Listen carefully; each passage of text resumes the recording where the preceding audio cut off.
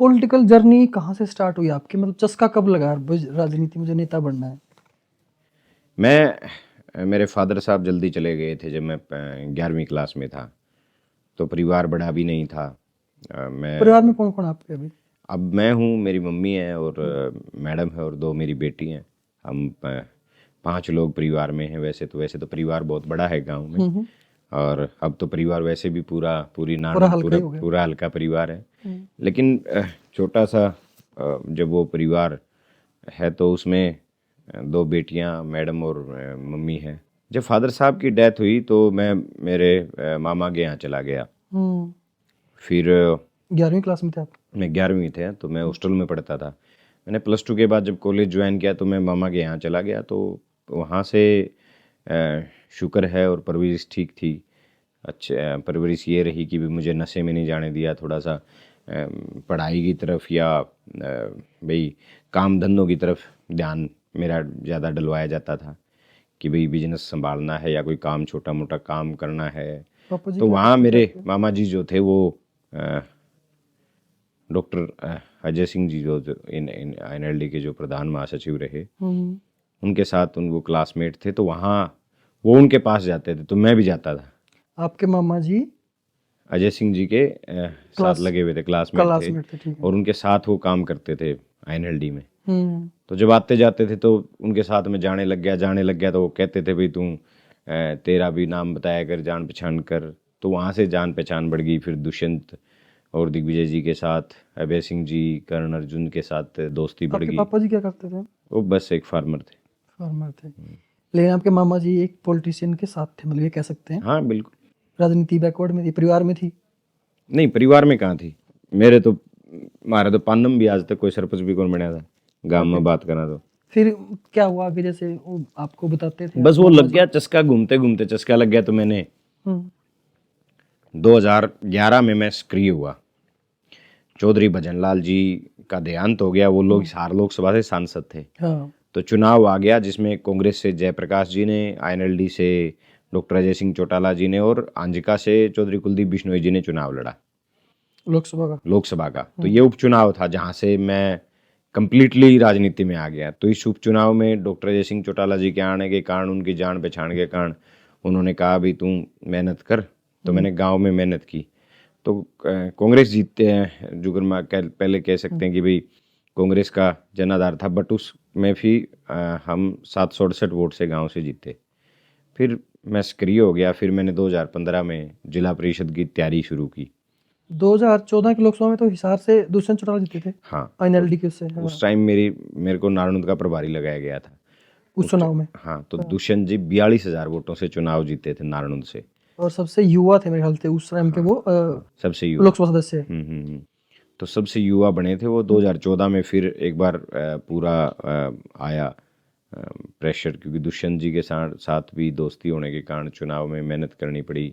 तो फिर नारायण को संभालने का काम किया। फिर नारायण में मेहनत की तो एक टीम नहीं बन जाती है। हम्म। फिर लोग काम भी बताएंगे आपको जब आप लोगों से वोट मांगोगे। तो दुष्यंत जी एक जी के उम्मीद बन पास जाती है कि उम्मीद हम बन जाती इसके है। साथ लगते हैं तो हमारे काम होंगे। फिर मैंने 16 में जिला परिषद का चुनाव लड़ा।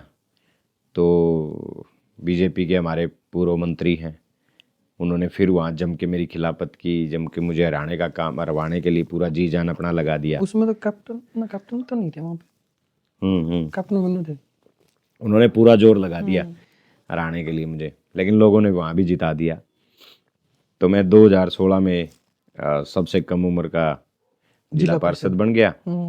फिर वहाँ काम किया, मेहनत की। क्या उम्र थी आपकी जब जिला परिषद बने आप? 25 का ही हुआ था। 25 के? अब 33 के हो शायद। हाँ, 32। अब मैं हूँगा 33 का भी। मार्च में। हाँ, तो पूरा काम खींचा, बढ़िया मेहनत की। मेहनत करने के बाद 2019 में चुनाव लड़ा। लोगों ने कहा कि इस बार नहीं, तो फिर 5 साल लगातार फिर जी जान लगा दिया। तो लगातार लंबा संघर्ष रहा और मैंने कोई टाइम पास मेहनत नहीं की। इस बीच में आपको रोकना चाहूंगा मैं। हम्म, आपकी दोनों से थी, दुष्यंत से भी थी और अर्जुन और से भी, अजय चौटाला से भी थी। तो जब अलग अलग हुए INLD और जजपा, तो आपने फिर INLD क्यों चुनी उस टाइम?